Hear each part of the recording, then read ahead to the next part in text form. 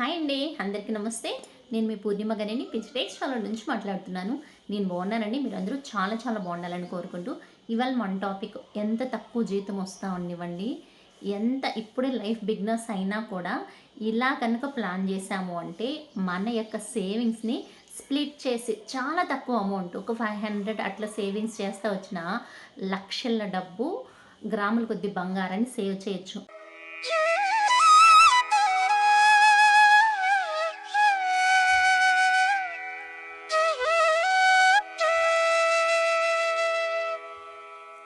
At the same time మనకు ఉండాల్సినటువంటి dedication ఏంటి, మాకు సాలిసాలని జీతాలు మేమేం సేవ్ చేయగలుగుతామని నిరుత్సాహం లేకుండా ఒక గోల్ ఫిక్స్ చేసుకొని ఇంత డ్యూరేషన్కి అంతా మన కోసమన్నా మన పిల్లల కోసమన్నా లేదా ఇన్ ఫ్యూచర్లో మనం సెటిల్ అవ్వాలన్నా ఇప్పుడు ఉండేటువంటి సిచ్యువేషన్ నుంచి మనం హయ్యర్ పొజిషన్కి వెళ్ళాలన్నా ఎలాంటి అచీవ్మెంట్స్ మనకు తీర్చుకోవాలన్నా ఎంత తక్కువ జీతం అన్నా రానివ్వండి, లేదా మనం ఇప్పుడే లైఫ్ స్టార్ట్ చేసినామన్నా కూడా ఒక గోల్ పెట్టుకొని దాని ప్రకారము ఎలా ప్లాన్ చేసుకుంటే మనం గ్రోనప్ అవ్వచ్చు అన్న వీడియోని ఇవాళ షేర్ చేస్తా.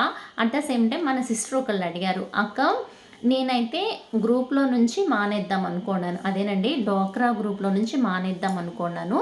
నా యొక్క గ్రూప్ లోను అంటే బ్యాంక్లో తీసుకున్నటువంటి లోను ఆల్మోస్ట్ జనవరికి ఏమో ఫినిష్ అయిపోద్దంట. నేను ఇంకా కంటిన్యూ అవదలుచుకోలేదు. ఇన్ కేస్ నేను కంటిన్యూ అవ్వితే నాకు ఏమన్నా బెనిఫిట్ ఉందా, ఇంకా గ్రూప్లో నేను కంటిన్యూ అవ్వడం వల్ల నాకేమన్నా ఉపయోగం ఉందా, నేను లోన్ తీసుకోను కదా అనేది తన డౌట్ అనమాట. యాక్చువల్గా నేను గ్రూప్లో కూడా ఒక యాక్టివ్ మెంబర్ని. నేను బుక్స్ మెయింటైన్ చేస్తాను. అరౌండ్ మేము 2012 నుంచి డ్వాక్రా గ్రూప్లో అయితే నేను ఉన్నాను. సో బుక్స్ అన్నీ మెయింటైన్ చేస్తా. నా ఎక్స్పీరియన్స్ నేను ఇవాళ షేర్ చేస్తున్నాను. నీ ఇష్టం అనమాట, కంటిన్యూ అవ్వడము అవ్వకపోవడము. నువ్వు ఉండేది డ్వాక్రా గ్రూప్లో కనుక అయితే ఇది గవర్నమెంట్ అండర్ రన్ అవుతున్నటువంటి గ్రూప్స్ అనమాట. సో ప్రతి మహిళ ఒక యాక్టివ్గా ఉండాలా, ఏదో ఒక వ్యాపారం చేసుకోవాలా, తన ఆర్థికంగా నిలబడడంతో పాటుగా మనకు తెలియకుండానే ఇక్కడ సేవింగ్స్ అనేటివి మనం అలవాటు చేసుకుంటాం. ప్రతి నెల పొదుపు అనేది కడతా ఉంటాం కదా, అది సంఘానికి ఒక పొదుపు, సమైక్యకు ఒక పొదుపు అని మనకు తెలియకుండా మనం సేవింగ్స్ మినిమం ఒక పర్సన్ మీద నాకు తెలిసి మా వాళ్ళల్లో అయితే అరౌండ్ ఒక పర్సన్కి 70 నుంచి 80 వేల దాకా సేవింగ్సే ఉందన్నమాట. ఇంకా మనకు తెలియని విషయం ఏంటంటే ఒక నెలకి ఒక మెంబర్కి అరౌండ్ మీ మెయింటైన్ చేసినట్టు చేయగలిగితే దాదాపు 2012 కదా, అంటే 12 to 12 అంటే నా గ్రూపు నేను స్టార్ట్ చేసుకొని లిటరల్గా 13 ఇయర్స్ అయితే అయిందనమాట. ఒక్క పర్సన్కి మా యొక్క అంతర్గత అప్పుగానే ₹1,00,000 దాకా నేనైతే ఇస్తాను. ఒక 2 మంత్స్ అలా తీసుకోలేదంటే 1,50,000 దాకా కూడా ఇస్తాను.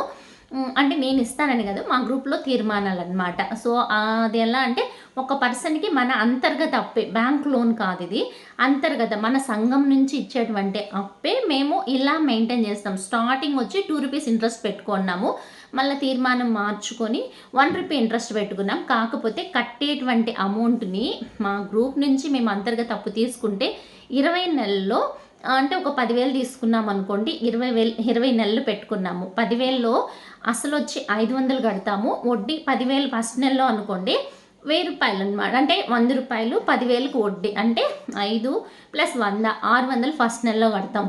ప్రతి నెల ₹10 ఇంట్రెస్ట్ తగ్గుతూ వస్తుందన్నమాట. సో మనకి 20 కంతుల్లో కట్టి అప్పు తీర్చేసుకుంటాం. సో మళ్ళీ తిరిగి అంతర్గత అప్పుగా తీసుకోవచ్చు. ఈ యొక్క అప్పే కాకుండా సమైక్యల్లో నుంచి మనము ₹1 ఇంట్రెస్ట్తో మీ యొక్క సమైక్య ఎలా ఉంది, మాకు 15 నెలలు పెట్టుకోండి తిరిగి కట్టేటువంటి డ్యూరేషన్ అనమాట. ఇవి కాకుండా బ్యాంకుకు వెళ్ళి మనమైతే లోన్ తెచ్చుకుంటాము. ఆ బ్యాంక్ లోన్లో కూడా 5 లక్షల వరకు ఇంట్రెస్ట్ ఏం లేదు, మనకి రిటర్న్ వస్తుందన్నమాట. 5 లక్షల పైన అంటే గ్రూప్ మొత్తానికి 5 లక్షల వరకు ఇంట్రెస్ట్ ఏం కట్టక్కర్లా. ఆ కట్టినా కూడా మనకైతే 0 వడ్డీ అను, లేదంటే గవర్నమెంట్ వచ్చేటువంటి వడ్డీ మన లోన్ అకౌంట్కి కానీ లేదా పొదుపు అకౌంట్కి కానీ రిటర్న్ పడిపోద్ది. ఎవ్రీ ఇయర్ మనం కరెక్ట్గా బుక్స్ మెయింటైన్ చేస్తూ దాన్ని బయోమెట్రిక్ చేసుకుంటూ ఆర్టింగ్ చేసుకుంటూ అంటే కరెక్ట్గా వస్తుంది. 5 లక్షల పైన మనము 15 lakhs ఇస్తాము, 20 lakhs ఇస్తామని మన బ్యాంక్ వాళ్ళు చెప్తుంటారు కదా, మనం ఎక్స్ట్రా ఎంత తీసుకున్నా అంటే పర్సన్కి 50,000 వరకు ఎలాంటి వడ్డీ కట్టము. 50,000 పైన ఎంత అమౌంట్ తీసుకున్నా మినిమం ₹1 దాకా ఇంట్రెస్ట్ అయితే మనకు పడుతుంది. దాన్ని డ్యూరేషన్ పట్టించి అసలు వడ్డీ కలిపి బ్యాంకుకి కడతాం అనమాట. మీరు బ్యాంక్ లోన్ నాకు తీరిపోయింది నేను మానేస్తాను అంటున్నారు.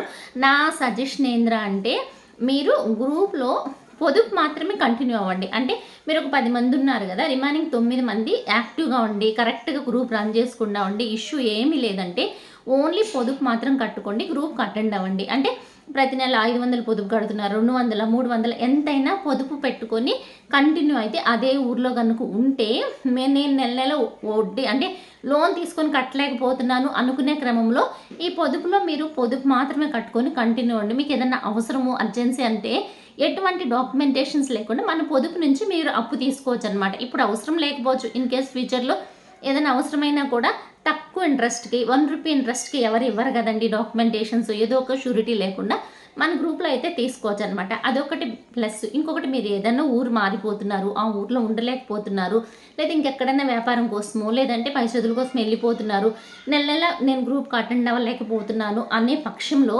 ఇక్కడ గ్రూప్ మానేసి మీరు వెళ్ళినటువంటి ఊర్లో ఎక్కడన్నా సంఘంలో గ్రూప్ ఉంటే గవర్నమెంట్ గ్రూప్ అండి. ఎందుకోసం అని చెప్తున్నానంటే చాలా వరకు మనకి బెనిఫిట్స్ అందుతాయి. ప్రభుత్వాలు మారినప్పుడు పసుపు కుంకాలని, జగనన్న దీవెనని, అంటే పేర్లని మెన్షన్ చేయదలుచుకోలా, అలాంటివి మనకి గవర్నమెంట్ దీంట్లో ఉంటాం కాబట్టి మనకి బెనిఫిట్స్ వస్తాయన్నమాట. ఇలా మానేయడం వల్ల వచ్చేటువంటి బెనిఫిట్స్ అయితే మనం మిస్ అయినట్లే అవుతుంది. అట్ ద సేమ్ టైం మనం ఒక యాక్టివ్ మెంబర్గా ఉంటాము. ఇంకొకటి, మనము సాధక బాధకాలు కానీ బయట కమ్యూనిటీతో అంటే బయట ప్రపంచం ఏంటో మనకు తెలిసేది ఈ యొక్క గ్రూపుల్లోకి వెళ్ళినప్పుడే అన్నది నా సజెషన్ అనమాట.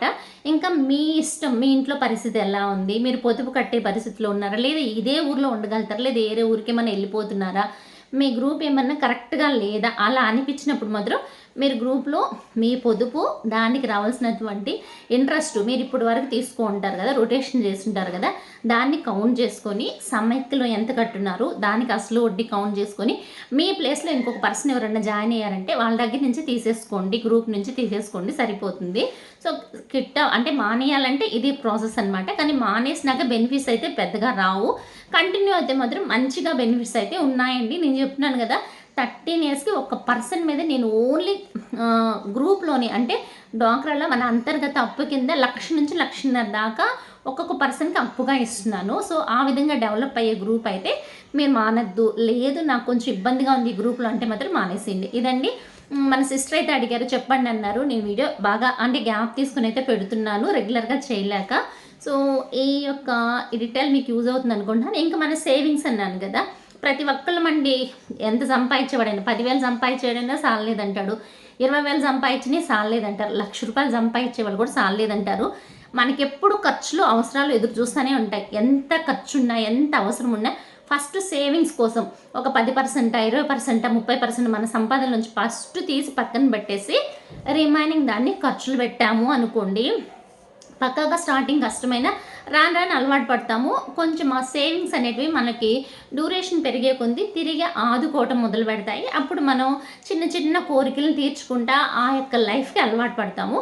సో మనం ఒక చిన్న అంటే ప్లాన్ ఆఫ్ యాక్షన్ అన్నాను కదా, నేను ఒక చిన్న ఫార్ములా మీతో షేర్ చేస్తాను, అందుకే నోట్ రూపంలో ఎక్స్ప్లెయిన్ చేస్తాను. ఇంకా లేట్ చేయకుండా వచ్చేసింది అన్నట్టు ఒక చిన్న మాట, లైక్ ఇవ్వడం మర్చిపోతున్నారబ్బా. మీరు ఇచ్చే లైక్, చిన్నపాటి కామెంట్ నాకు చాలా చాలా సపోర్టివ్గా ఉంటుంది. అలాగే కొత్తగా చూస్తే సబ్స్క్రైబ్ చేసుకొని ఫాలో అవ్వండి. ఇంకా వీడియోలోకి వెళ్ళిపోతే వచ్చేసిందబ్బా. మనకి లో ఇన్కమ్ ఉన్నా కూడా మనీ సేవింగ్ చేయాలన్న ఒక గోల్ అనేది ఉన్నిందనుకో ఈజీగా చేయొచ్చంట. తక్కువ ఆదాయం ఉంది, మేము ఎలా మనీ సేవింగ్ ప్లాన్ చేయొచ్చు, అసలు మేము మనీ ఎలా సేవ్ చేయగలుగుతామని మన సిస్టర్స్ అందరికీ, ఇంకా తక్కువ జీతాలు వచ్చే వాళ్ళకి కానీ ఇలా ప్లాన్ చేసుకొని చూడండి. తక్కువ సేవ్ చేసినా కూడా లక్షల్లో కళ్ళు చూడొచ్చండి. సో మన కోసం, ఎవరి కోసం చేస్తున్నాము, బాగా ఉండేవాళ్ళు ఎలా అయినా సేవ్ చేస్తారండి. మ్యూచువల్ ఫండ్స్, షేర్ మార్కెట్స్, అవి ఇవి రకరకాలు చేస్తారు. కానీ మనం ఎలా ప్లాన్ చేసుకోవాలా, రూపాయిని పోగేసుకొని సేవ్ చేస్తాం. సో మన తక్కువ ఆదాయాలు వచ్చేవాళ్ళు, మిడిల్ క్లాస్ ఫ్యామిలీస్, లో ఇన్కమ్ ఉండేవాళ్ళు ప్లాన్ చేసుకునేదానికి యూజ్ అయ్యేటువంటి ఐడియా అన్నమాట ఇది. మన నెల జీతం మొత్తానికి 10,000 జీతం రానివ్వండి, 20,000 రానివ్వండి, 30 కావచ్చు, 25 కావచ్చు, అరౌండ్ 50 దాకా కూడా ఇప్పుడు ఉండేటువంటి ఖర్చులకి మనమైతే ఇలా ప్లాన్ చేసుకుంటే లక్షలండి, నిజం చెప్తున్నాను, లక్షల్లో కళ్ళు చూడొచ్చు. అందుకని వీడియోని ఎక్కడ స్కిప్ చేయొద్దు.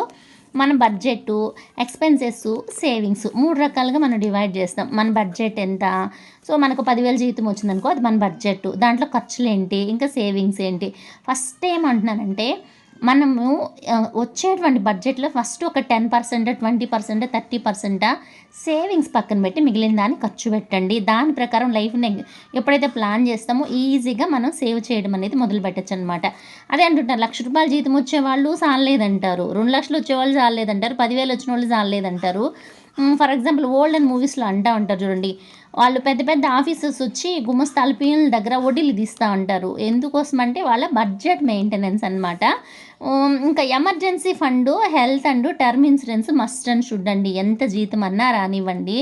లేదా డైలీ వేస్ జాబ్ చేస్తా ఉండే జాబే కాదు, పని చేసే వాళ్ళకైనా కూడా కంపల్సరీ ఒక ఎమర్జెన్సీ ఫండ్ ఒక 2, 3 నెలలు తక్కువ కాకుండా వాళ్ళు పని చేయకపోయినా తినేట్టు ఇది సేవింగ్ అకౌంట్లో మస్ట్ అండ్ షుడ్‌గా ఉండాలి. నెక్స్ట్ వచ్చి హెల్త్ ఇన్సూరెన్స్ కానీ, టర్మ్ ఇన్సూరెన్స్, ఈవెన్ గవర్నమెంట్ సెక్టార్‌లో ఇచ్చేటువంటి ఇన్సూరెన్స్‌లైనా ఖచ్చితంగా ఫస్ట్ మనమైతే ప్లాన్ చేసుకొని నెక్స్ట్ అయితే సేవింగ్స్‌కెళ్ళాలా. ఇక్కడ ఫిక్స్డ్ సేవింగ్స్ నేను ఆల్రెడీ చెప్పినట్టు 10% సేవ్ చేయగలుగుతావా, 20నా, 30 నీ వెసులుబాటు, నీ యొక్క ఇన్కమ్ సోర్సు, నెక్స్ట్ నీ ఖర్చులను పట్టించి ఇది ఈ నెల ఇంత పెడతా పక్కన అనేసి fix అయిపోవాలన్నమాట.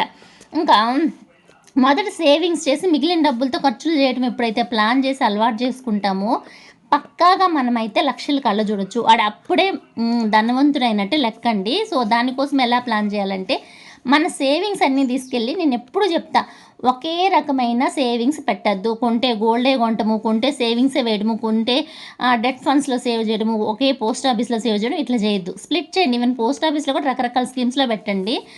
For example gold, digital gold కావచ్చు, గోల్డ్ స్కీమ్స్ కావచ్చు, గోల్డ్ కాయిన్స్ కావచ్చు, గోల్డ్ కొన్నాము. సో అన్ని గోల్డే కొన్నాం అనుకోండి, సడన్గా రేట్ తగ్గింది లేదా ఇబ్బంది అవుతుంది ఒకే దాంట్లో పెడితే. నెక్స్ట్ పోస్ట్ ఆఫీస్ సేవింగ్ స్కీమ్స్కే అన్నాం అనుకోండి, పోస్ట్ ఆఫీస్ సేవింగ్ స్కీమ్సే అన్నారనుకోండి, ఆర్డీలో పెట్టచ్చు, పీపీఎఫ్, ఎస్ఎస్వై ఎక్సెట్రా ఇంకా చాలా ఉన్నాయి. ఇట్లా కాకుండా చిన్నపాటి ఫ్రెండ్స్ చిట్టాను, డివిడెండ్ చిట్టాను ఇట్లాంటివి వేసుకోవడం, మనము నమ్మకమైనటువంటి కంపెనీస్లో వేయడం అనమాట. ఇవి కాకుండా మనము మెచ్యూరిటీ అమౌంట్ కోసం మినిమం సేవింగ్స్లో పెట్టుకోవడం, లిక్విడ్ క్యాష్గా పెట్టుకోవడం ఇట్లాంటివి. అంటే మన సేవింగ్స్ని స్ప్లిట్ చేసుకోవాలా.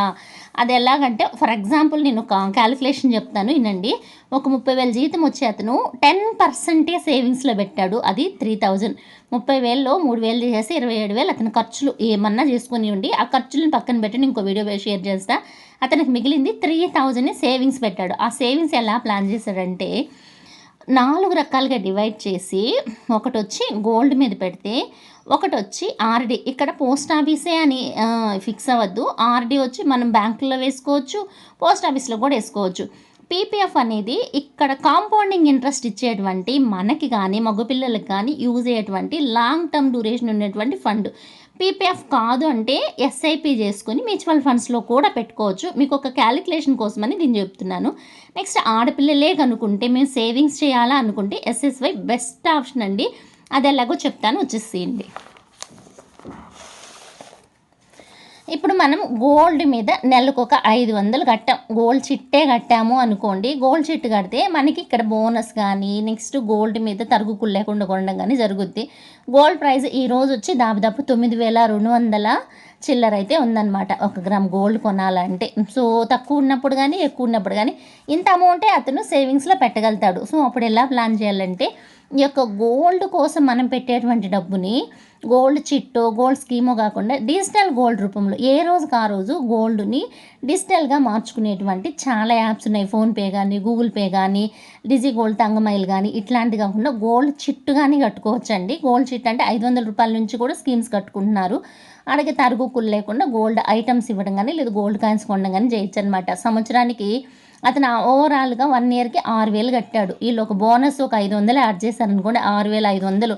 ఇంకా దాదాపు ఒక 9,200 కదా, ఒక 2,000 యాడ్ చేస్తే 1 గ్రామ్ బంగారం అయితే కొని పక్కన పెట్టుకోవచ్చు అనమాట. So every year 1 gram gold coin అయితే కొనుక్కుంటా పక్కన పెడితే ఒక 15 ఏళ్ళు అనుకోండి 15 గ్రాముల బంగారం అయితే అతను సేవింగ్స్లో నుంచి కొనుక్కోవచ్చు అనమాట. సో దీన్ని ఇంకొక రకంగా ప్లాన్ చేసుకున్న దాన్ని ఇంకొంచెం ఎక్కువ గోల్డ్ అయితే కొనొచ్చు. ఈ స్కీమ్ గురించి మళ్ళీ మాట్లాడుకుందాం. నెక్స్ట్ ఆర్డి, రికరింగ్ డిపాజిట్లో మనం ఎంత పెడుతున్నాము, 500 రూపీస్ పెడుతున్నాం. 500 రూపీస్ ఏదో బ్యాంక్లో పెట్టాం, 1 ఇయర్ డ్యూరేషన్ కోసం నెల 500 వేస్తూ వచ్చాము. మనం ఒక 6,000 అయితే రికరింగ్ డిపాజిట్ అయింది. దీనికి వచ్చేటువంటి ఇంట్రెస్ట్ 220 రూపాయలు ఓన్లీ బ్యాంకుల్లో అయితే, అంటే దాదాపు 6.7% వేసాను. మనం ఒక 5 ఏళ్ళు ఇలా వేసి తీసుకుంటా ఉన్నా కూడా మనకి 5 రౌండ్ల 10,000 రూపాయలు లేదంటే 1,100 వడ్డీ వస్తుంది. ఇలా కాదు, ఒక 5 సంవత్సరాలు ఎవ్రీ మంత్ మనం తీసుకోకుండా వేసాము అనుకోండి, కాంపౌండింగ్ ఇంట్రెస్ట్ వస్తుంది. అది ఎలా చూద్దారండి.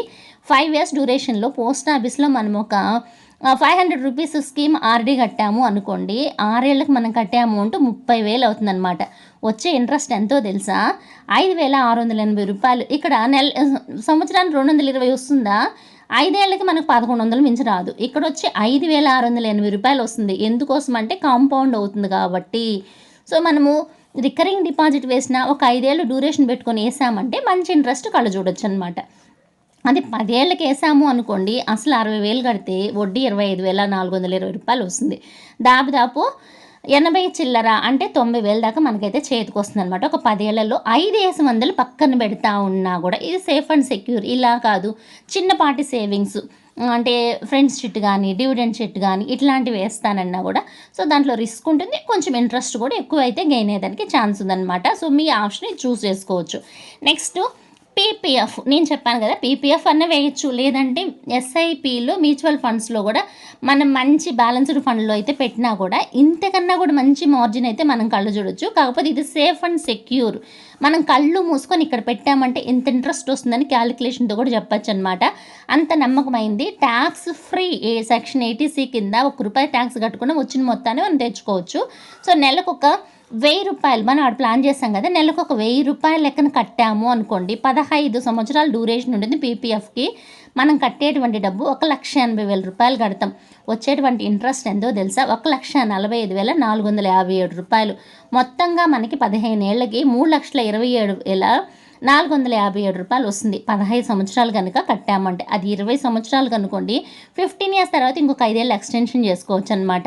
సో మనం కట్టేటువంటి అమౌంట్ 2,40,000 అయితే వచ్చేటువంటి ఇంట్రెస్ట్ 2,92,663. అది ఎలా 15 ఏళ్ళకి 1,45,000 అంటే ఇక్కడ అసలు వడ్డీ కలిపి అసల్లోకి యాడ్ అయ్యి మనకి కాంపౌండ్ అయ్యి ఇంట్రెస్ట్ అనేది పెరుగుద్ది.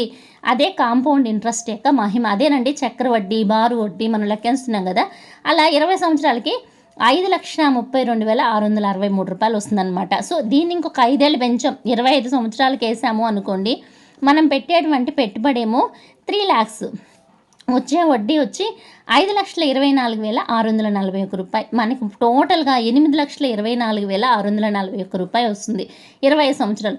అది 30 సంవత్సరాలు మనము ఒక ₹1,000 లెక్కనే వేస్తా వచ్చాము అనుకోండి, కట్టేది ₹3,60,000. వచ్చే వడ్డీ చూడండి ₹8,76,073. అంటే ఓవరాల్గా మనం కట్టిన అసలుకి 2 రెట్లు వడ్డీనే వచ్చింది, ₹12,36,073. ఎవరైనా ఇప్పుడే లైఫ్ స్టార్ట్ చేసాం, లైఫ్ బిగినర్స్, మాకు రిటైర్మెంట్గా కావాలా, లేదంటే మా పిల్లలకు ఒక 20 ఇయర్స్కి కావాలా, లేదంటే మేము ఇంకొక 5 ఏళ్ళ తర్వాత పెళ్లి చేసుకుంటాం, మా పిల్లలకు ఒక 18 ఇయర్స్కి మాకు ఒక మంచి ఫిగర్ కావాలా, ఒక ₹1,000 పక్కన పెడతాము, సెక్యూర్గా ఉండాలంటే దీన్ని ప్లాన్ చేసుకోండి. ₹1,000 వేస్తా వస్తే మనకి 12.5 లక్షలు అయితే మనం కళ్ళ చూడొచ్చు 30 ఇయర్స్లో అనమాట. మనకి రిటైర్మెంట్ ఫండ్గా కూడా కావాలన్నా కూడా ఇలా ప్లాన్ చేసుకోవచ్చు. Next SSY. ఇది ఓన్లీ అమ్మాయిలకి మాత్రమేనండి. ఒక ₹1,000 లెక్కన మనం 15 ఏళ్ళు వేసేసి గమ్మునైపోయామంటే పాపకి 18 ఇయర్స్ వచ్చిన తర్వాత మెచ్యూర్ అయ్యి మనం ₹1,80,000 వేస్తే వచ్చేటువంటి ఇంట్రెస్ట్ ₹3,74,206. ఓవరాల్గా ₹5,54,206. ₹1,80,000 సంవత్సరానికి ₹1,000 నుంచి 1.5 లక్షల వరకు ఇందులో మనం పెట్టుబడిగా పెట్టచ్చు. ట్యాక్స్ డిడక్షన్ సెక్షన్ 80C కింద ₹1 ట్యాక్స్ కట్టక్కర్లేదు. తీసుకునే డబ్బుల మీద కూడా ₹1 ట్యాక్స్ కట్టక్కర్లేదు. ఆడపిల్లలకు మాత్రమే దాదాపు 8.1% ఇచ్చేటువంటి ది బెస్ట్ స్కీము ఆడపిల్లలకి ఎస్ఎస్వై సుకన్య సమృద్ధి యోజన అకౌంట్ అండి. మంచి ఇంట్రెస్ట్ అయితే వస్తుంది.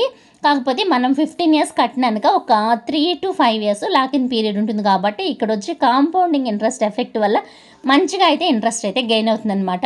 సో ఇంకా మంచి మంచి సేవింగ్స్ ప్లాన్స్ ఐడియాస్ కూడా ఉన్నాయి. గోల్డ్ ఒకటే కాదండి. సో మీరు మ్యూచువల్ ఫండ్స్లో పెట్టచ్చు, షేర్ మార్కెట్లో పెట్టచ్చు. సో ఇట్లాంటివి కూడా మనం ప్లాన్ చేసుకొని సేవ్ చేయొచ్చు. తక్కువ అమౌంటే కదా, 100, 200, 500 కదని తీసి పడేయద్దు. సో మనం పెట్టేటువంటి రూపాయి కూడా డెడికేటెడ్గా కరెక్ట్గా పెట్టాము అంటే అది మంచిగా వృద్ధి చెంది అదేనండో చిన్న రూపాయి కూడా 1,000 లక్షలు మనకి రిటర్న్ అయితే వస్తుంది. సో నేను ఇచ్చినటువంటి ఇన్ఫర్మేషన్ మీకు యూజ్ అయితే please like and support and subscribe my channel. Okay అండి, బాయ్, సీ, నమస్తే.